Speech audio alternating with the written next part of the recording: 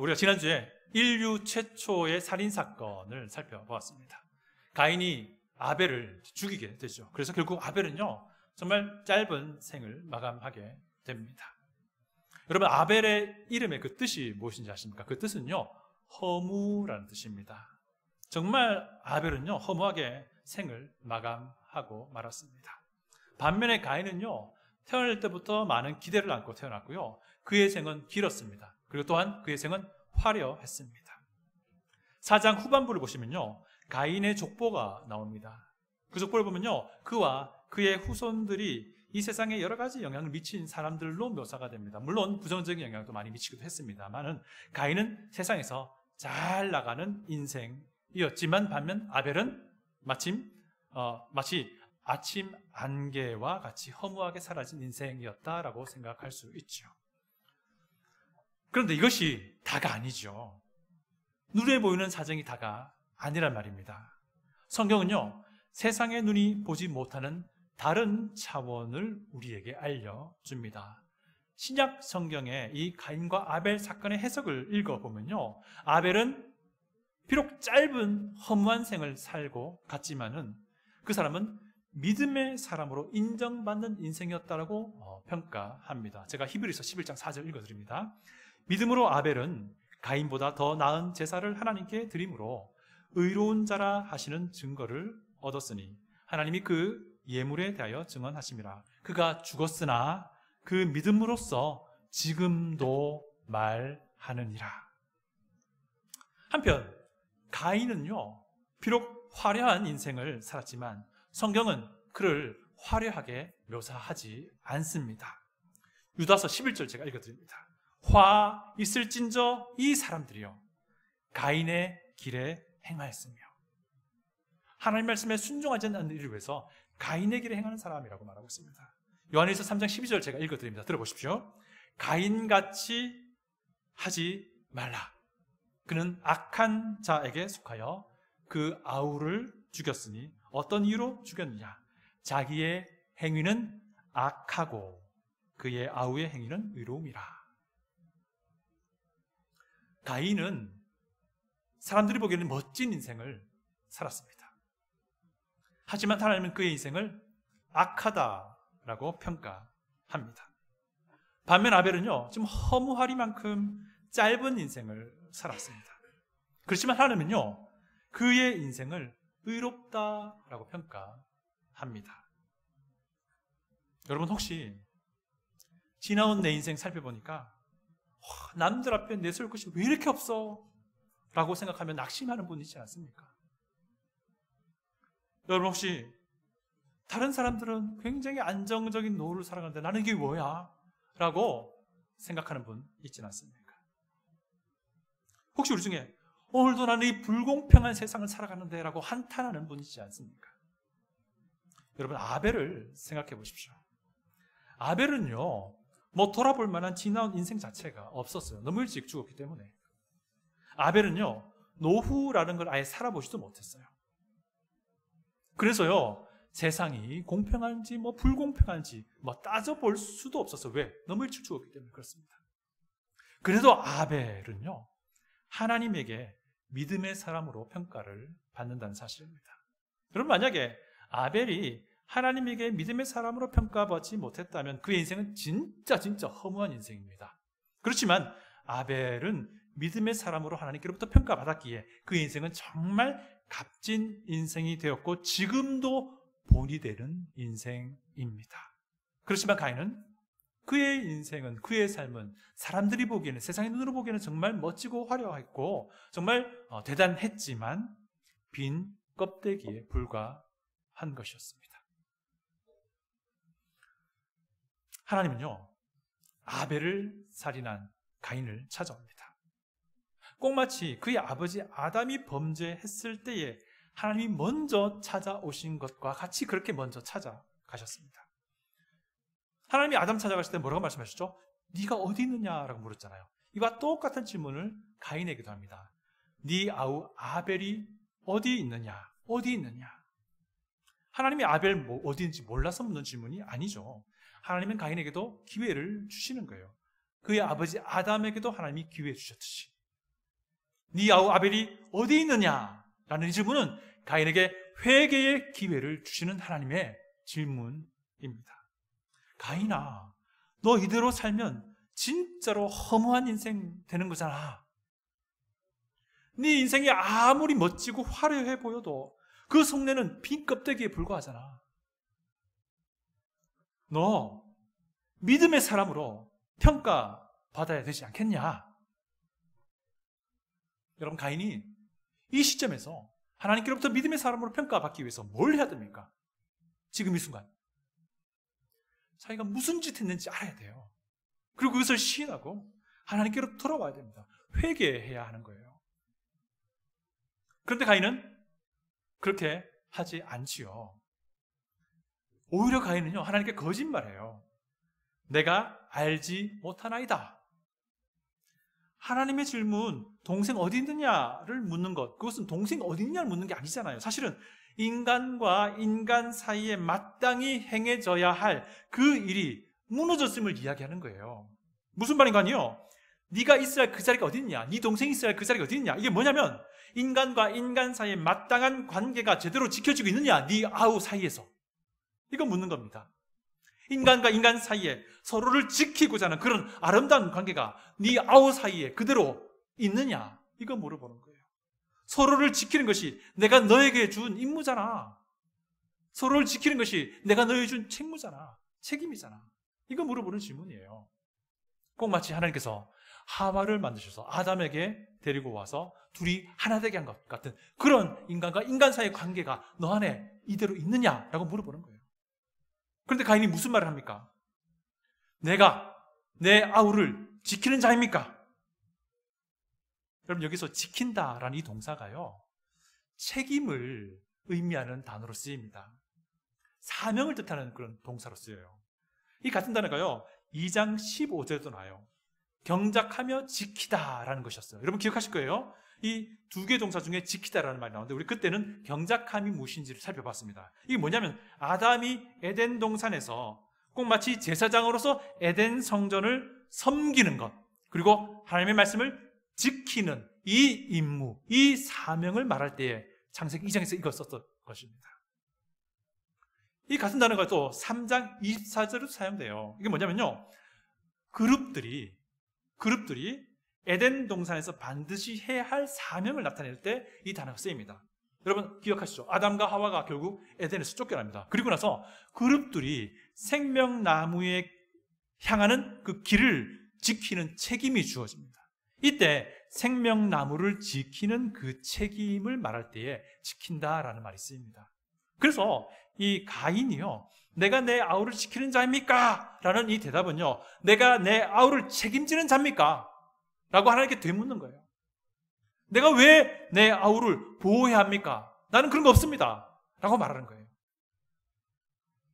나는 아벨의 생명을 지키는 사람 아니에요. 나는 아벨의 목숨을 책임지는 사람 아니에요. 라고 말하는 거예요. 가인의 이 말에 하나님이 뭐라고 대답합니까? 10절 보시면요, 이르시되 내가 무엇을 하였느냐, 내 아우의 피스토리가 땅에서부터 내게 호소하느니라. 이게 뭐겠습니까? 네가 한 짓이 무엇이냐? 너 알고 있느냐? 네가 아벨, 네 동생을 죽인 거야. 이 말이 뭡니까? 네가 아우 아벨의 목숨을 지켜야 할 사람인데 오히려 그의 생명을 뺏어갔다, 이 말입니다. 심지어 누군가가 네 옆 사람의 생명을 해치려고 하면 네가 지켜야 하는 것이 맞는 것인데 너는 오히려 네 아우 아벨의 생명을 해쳤다, 이 말입니다. 여기서 우리가 알 수 있는 바가 뭐냐면요, 사람은요 다른 사람의 생명을 지켜야 한다라는 것, 이것이 하나님이 인간에게 기대하신 책임이라는 거예요. 사람은요 다른 사람의 생명을 존중해야 한다는 겁니다. 서로가 서로를 지켜줘야 한다는 거예요. 사람은요 서로가 서로를 돌봐줘야 한다는 겁니다. 그때 사람의 가치가 존중되는 거예요. 이 말은 하나님 보시기에 하나님 만드신 이 사람의 가치가 매우 높다는 걸 말하는 겁니다. 하나님의 형상이 심겨진 그 사람들이 굉장히 중요하다는 것을 말해주고 있습니다. 이게 하나님의 원리예요. 이게 하나님의 원리예요. 근데 이 원리가 깨어져 버린 겁니다, 가인에 의해서. 그런데 가인은요 아벨의 죽음에 직접적인 책임이 있는 가인이었지만 그럼에도 불구하고 그는요, 자기와 아무 상관없는 것처럼 말해버리잖아요. 여러분, 사람의 생명이 매우 중요하다라고 하는 것은요, 성경 곳곳에 발견돼요. 대표적인 이야기 하나 해드릴게요. 기생 라합 이야기입니다. 여리고성을 정탐하러 온 이스라엘의 정탐꾼이 2명이 있었어요. 그 사람들이 이 라합이란 여인 집에 일단 기가합니다. 그리고 거기서 스파이 일을 하는 거예요. 그런데 여리고의 왕이 그거 알게 됩니다. 그래서 사람을 라합의 집에 보냅니다. 그때 라합이 뭐라고 합니까? 거짓말해요. 그리고는 스파이를, 정탐꾼을 찾으러 데리고 체포하러 온 그 사람들을 다른 곳으로 보내버립니다. 그런데요, 성경은 라합의 이 거짓말에 대해서 1도 문제 삼지 않습니다. 오히려 라합은 메시아의 족보에 올라갑니다. 여러분, 제가 거짓말해도 됩니다라고 말하는 게 아니잖아요. 그게 아니고요. 여기서 말하는 바가 뭐냐면 그만큼 사람의 생명이 존중받아야 한다는 걸 성경이 이제 확인해 주는 부분인 거예요. 서로가 서로를 돌보고 지켜야 하는 이 원리가요, 발전됩니다. 그리고 구약 성경을 보시면요, 특히 선지서를 보면요, 계속해서 반복되어서 하나님이 말씀하신 것이 있는데 그것은요, 고아와 과부를 돌봐라 하는 거예요. 여러분, 고아와 과부는 그 당시 약한 자들, 도움이 절대적으로 필요한 사람들을 대표하는 부류였습니다. 돌봄이 정말로 필요한 그 사람들을 그냥 지나치지 말라는 거예요. 이 원리가요, 신약 성경에 와서는 사랑이라는 용어로 표현됩니다. 그래서 예수님이요, 선한 사마리아인 이야기를 해주시는 거예요. 이 질문이 뭡니까? 누가 진정한 이웃이냐라고 묻는 거잖아요. 이 질문 또 무엇입니까? 누가 진짜 이 사람 사랑하는 거냐 묻는 거예요. 내가 비록 모르는 사람이지만 죽어가는 생명을 그냥 지나칠 수 없어서 살려내려고 하는 그 사랑 이야기가 선한 사마리아인 이야기인 거예요. 또 이 원리가요, 산상수훈을 통해서 전해집니다. 예수님이 뭐라고 말씀하시죠? 살인하지 말라 말씀하세요. 그러면서 덧붙입니다. 너네들이 속으로 미워하고 속으로 욕한다면 그것도 살인하는 것이다. 또 예수님이 뭐라고 말씀하십니까? 간음하지 말라 말씀하십니다. 그러면서 또 하나 덧붙입니다. 너희들이 속으로 음욕을 품는 것, 그것도 간음하는 것이다 라고 말합니다. 이게 뭡니까? 다른 사람이 존중받아야 한다, 다른 사람의 생명이 존중되어야 한다라는 것을 보여줍니다. 다른 사람의 인격이 존중되어야 함을 보여주는 거예요. 이것이 다른 사람의 생명을 지켜내는 거예요. 다른 사람의 생명에 대한 책임이 있다는 걸 말하는 겁니다. 그래서요, 산상수훈에서 예수님이 이것까지 말씀하십니다. 너희 원수까지도 사랑해라 라고 말씀하시는 겁니다. 서로 돌보고 지키는 이 사랑의 원리가 여기서 끝나지 않습니다. 이것을요, 예수님은 직접 몸소 보여주십니다. 그것이 십자가입니다. 하나님도 인간을 돌본다라는 것을 보여주는 거예요. 하나님도 인간의 생명을 지키길 원하신다라는 것을 보여주는 것이 바로 십자가입니다. 그래서 하나님이 직접 이 땅에 오신 것 아닙니까? 그래서 인간으로 오신 하나님, 예수 그리스도께서 인간의 생명을 위협하는 가장 근본적인 적인 바로 죄에 대한 대가를 예수님이 대신 지신 겁니다. 이것이 복음이에요. 누구든지 이 예수 그리스도를 구주로 믿을 때에 그의 인생은 죄 용서받고 하나님이 주신 새 생명 가지고 살아가는 가치 있는 인생이 되는 거잖아요. 그리스도인, 그리스도의 제자가 되는 것 아닙니까? 여기서 끝나지 않습니다. 하나님은요, 그리스도인 된 우리에게, 그리스도의 제자 된 우리에게 교회를 주셨어요. 교회라고 불리는 예수님의 한 몸 된 가족 공동체를 주셨어요. 이것이 무엇을 말합니까? 교회 안에서 한 몸 된 지체가 서로 연결된 우리가 서로 사랑하고 서로를 돌보며 서로를 지켜보라고 하는 거예요. 예수 그리스도를 믿는 믿음과 예수 그리스도의 말씀에 대한 순종을 같이 공유하면서 서로 지키고 서로 사랑하고 서로 아껴주고 서로 배려하며 서로를 존중해보라는 거예요. 교회 안에서. 이 공통 분모 위에서 서로를 지키는 돌봄과 사랑과 존중이 실천되기를 하나님이 우리에게서 이 교회 안에서 기대하시는 겁니다. 이것이 교회예요. 이 원리가 단 하나라도 무너지면요, 교회는 가인이 되는 겁니다. 가인이 하나님의 말씀에 대해서 어떤 반응 보입니까? 우리 다 같이 13절을 읽어보겠습니다. 성경을 펼쳐서 13절을 읽어보겠습니다. 시작. 가인이 여호와께 아뢰되 내 재벌이 지기가 너무 무거우니이다. 여러분, 가인이 말하는 내 죄벌이 지기가 너무 무겁습니다 라가 무슨 뜻인 것 같으세요? 가인이 지금 자기 죄에 대해서 회개하고 있는 게 아니에요. 자기의 죄에 대한 그 대가가 너무 크다고 불평하는 거예요. 죄에 대한 대가가 자기가 생각한 것보다 더 크다고 하나님께 컴플레인 하는 겁니다. 어떤 대가가 주어졌길래 그렇습니까? 한번 볼게요. 11절, 12절을 보면요, 그 대가를 말합니다. 제가 읽어드릴게요. 들어보십시오.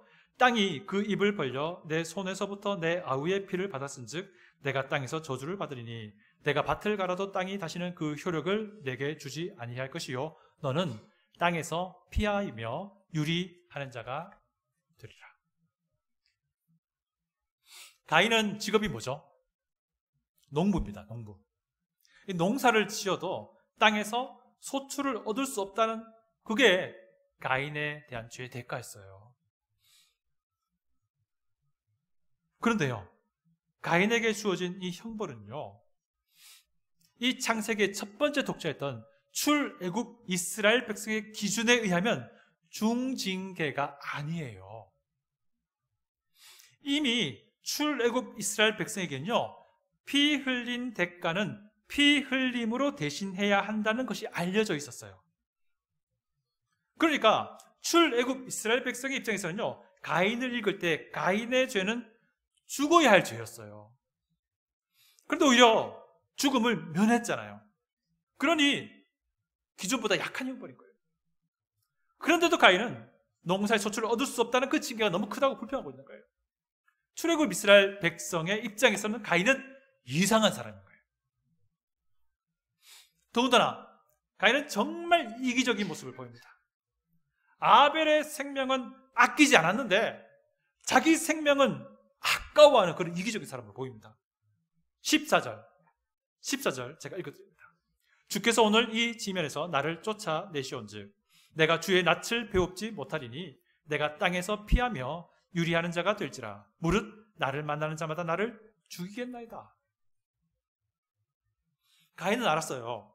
가인이 하나님께로부터 쫓겨나면요, 주의 낯을 배우지 못하게 될 때에는요, 더 이상 하나님의 보호를 기대할 수 없다는 걸 알았습니다. 그런 생각하고 나니까 자기 생명이 위협받게 될 것이 걱정이 된 거예요. 나를 만나는 자마다 나를 죽이겠나이다. 가인을 만나게 될 모든 피조물로부터, 그것이 동물이든 짐승이든 사람이든 무엇이든 간에 가인의 생명이 자기 생명이 위협받을 수 있을 것, 이거 걱정하고 있는 겁니다. 여전히 가인은 이기적인 죄인의 모습인 거예요. 아벨의 생명은 아깝지 않았는데 자기 생명이 너무 아까운 겁니다. 그럼에도 불구하고요, 하나님은 죽어 마땅한 가인에게 특별한 표를 주셔서 가인을 보호하세요. 우리 다 같이 15절을 읽습니다. 15절입니다. 시작. 여호와께서 그에게 이르시되 그렇지 아니하다. 가인을 죽이는 자는 벌을 7배나 받으리라 하시고 가인에게 표를 주사 그를 만나는 모든 사람에게서 죽임을 면하게 하시니라. 하나님께서 가인에게 어떤 특별한 표를 주셨다는 거예요. 그리고 그 표를 통해서 가인의 생명이 보호받게 된다는 겁니다. 이거 약속받고 가인은 에덴 지역을 떠나게 됩니다. 여러분, 이 표가 무엇이었을까요? 우리 자세히 알 수는 없어요. 그래서 어떤 사람들은 이 표가 몸에 새겨진 특별한 어떤 글자 같은 문신이 아니겠느냐, 뭐 이렇게 말하기도 하고요. 또 어떤 사람은 가인의 이마에 뿔이 나지 않았겠냐, 뭐 이런 얘기도 합니다. 이것은요 다 상상에 불과한 이야기고요. 오늘 본문 통해서 우리가 알 수 있는 확실한 것은요, 가인을 볼 때마다 누구든지 알 수 있는 그런 어떤 표였다라고 합니다. 그것이 우리가 무엇인지 구체적으로 잘 몰라요. 하지만 누구든지 가인을 보면 그 표가 뭔지 아는 것이에요. 그리고 그 표가 의미하는 바가 무엇인지 안다는 겁니다.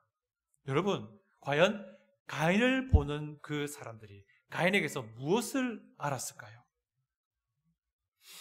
하나님이 가인을 보는 사람들에게 어떤 말씀을 하시는 것을 그들이 알았을까요? 너희들이 아는 것처럼 이 사람은 살인 죄를 범한 죽어야 할 죄인이다. 그러나 그럼에도 불구하고 가인을 해치지 말라. 내가 보호하기 때문이다. 이것을 가인을 보는 사람마다 그 표를 통해서 알게 된 거예요. 이 표는 죽어 마땅한 사람인데 여호와 하나님이 살려두는 사람이라는 그런 표시였던 것이죠. 가인에게 주어진 표는 어쩌면 주홍글씨와도 같은 것이었습니다. 이 사람은 매우 이기적이고 악독한 죄인이라는 것을 알려주는 표였습니다. 그러나 동시에요, 그럼에도 불구하고 하나님이 이 사람을 살려준다라는 긍휼의 표시이기도 했던 거예요. 여러분, 이 시점에 우리가요, 출애굽 이스라엘 백성의 상황을 살펴봐야 돼요. 그들의 눈으로 이 사건을 봐야 됩니다. 출애굽 이스라엘 백성의 눈에는요, 가인이라는 사람 정말 이해가 안 되는 사람입니다. 가인은 염치는 하나도 없는 그런 사람이고요, 매우 이기적인 사람으로 보입니다. 죽어야 할 죄인인데 죽지 않았어요. 그럼에도 불구하고요, 농사를 더 이상 지을 수 없다는 그것 때문에 불만을 표하던 사람입니다. 아벨의 목숨은 단번에 빼앗아가 놓고선요, 자기 목숨은 아까워하는 그런 이기적인 사람이었습니다. 그러나 그럼에도 불구하고 죽어야 할 죄인 가인을 하나님이 오히려 보호하셨습니다. 이것이 가인의 표였던 거예요. 여러분, 출애굽 이스라엘 백성들이 이 창세기를 읽으면서 처음 받아보면서 이 가인 이야기 보면서 무슨 생각을 했겠습니까? 애굽에서의 그들의 그 400년간의 삶이 가인의 죄된 삶과 비슷하다라고 생각했을 것입니다. 400년 동안 그들은요, 여호와 하나님을 잊은 채 살아왔어요. 애굽에서. 그들은 하나님의 언약 백성이라는 정체성을 버린 채 살아왔어요. 그 결과가 무엇이에요? 그 결과는요, 틈만 나면 서로 다투는 겁니다. 여러분, 아직 모세가 애굽의 왕자 신분이었을 때 자기 백성, 이스라엘 백성을 돌보기 위해서, 찾아보기 위해서 밖에 나갑니다. 근데 모세가 무엇을 봅니까? 그들 이스라엘 동족 둘이 다투는 모습을 봐요. 또 400년 동안 하나님을 잊은 채 살아왔던 그 이스라엘 백성들의 결과가 무엇입니까? 틈만 나면 하나님께 불평불만합니다.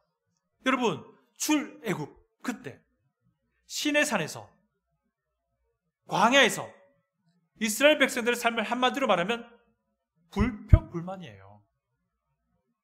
그런데 그럼에도 불구하고 하나님이 그들을 구원해내셨고, 그들을 먹이시고, 그들을 보호하시고, 그들을 가나안으로 인도하신다는 겁니다. 출애굽 이스라엘은요, 가인의 처지와 완전 비슷한 거예요. 이제는요, 이스라엘 백성, 출애굽 이스라엘 백성 중에서요, 장자들의 눈으로 이 가인을 바라봅시다. 자기네들이 완전 가인과 같은 사람이에요. 여러분, 10번째 재앙에서 자기들은 죽어야 할 사람이었어요. 그런데 하나님은 그들을 죽이지 않았습니다. 어린 양을 대신 죽이시고 어린 양의 피를 보고 장자들을 살려주셨잖아요.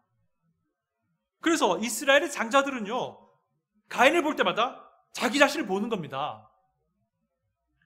죽어야만 했던 불평불만으로 가득한 자기 자신, 죽어야만 했던 이기적인 자기 자신을 보는 거예요. 그런데 동시에 또 무엇을 봅니까? 죽지 않고 살아있는 자기 자신을 보는 거예요. 좀 더 나아가서 자기를 죽이지 않고 살리신 하나님을 보는 거예요.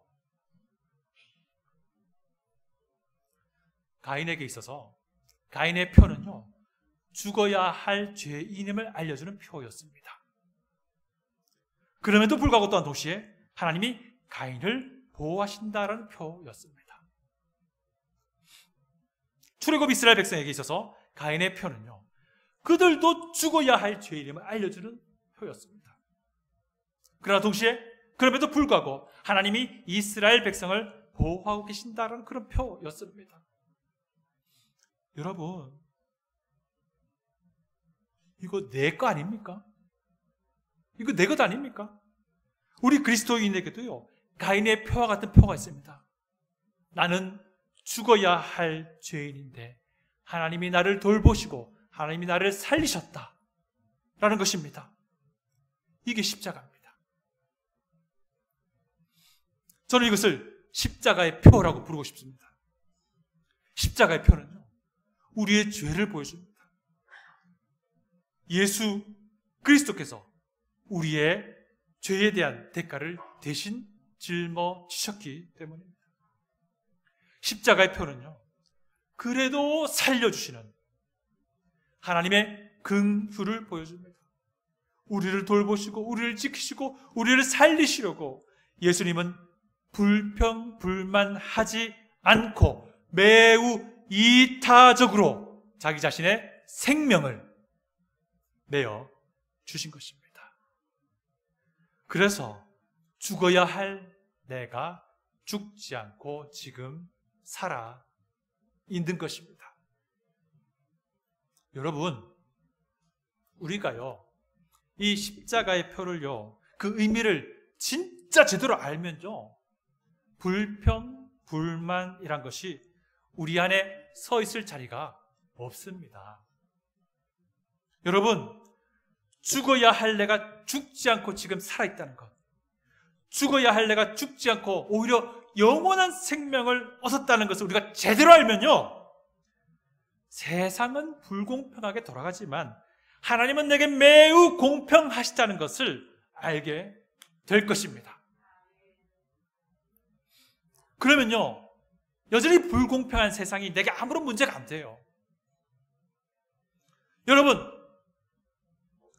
자기의 생명을 내어주시기까지 우리를 사랑하신 예수 그리스도를 우리가 제대로 알면요, 우리 안에 이기적인 생각은 설 자리가 없습니다.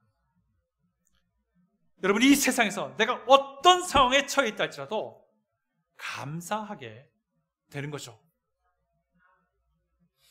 여러분, 그리스도인 된 우리는 가인의 표를 볼 때마다요, 이 창세기 4장을 읽을 때마다 나는 죽어야 할 죄인인데 하나님의 은혜로 살아있다 라고 선언할 수 있기를 축복합니다. 왜냐? 우리는 십자가의 표를 이마에, 가슴에, 내 손바닥에 새기고 있는 사람들이기 때문입니다. 다 같이 기도하겠습니다.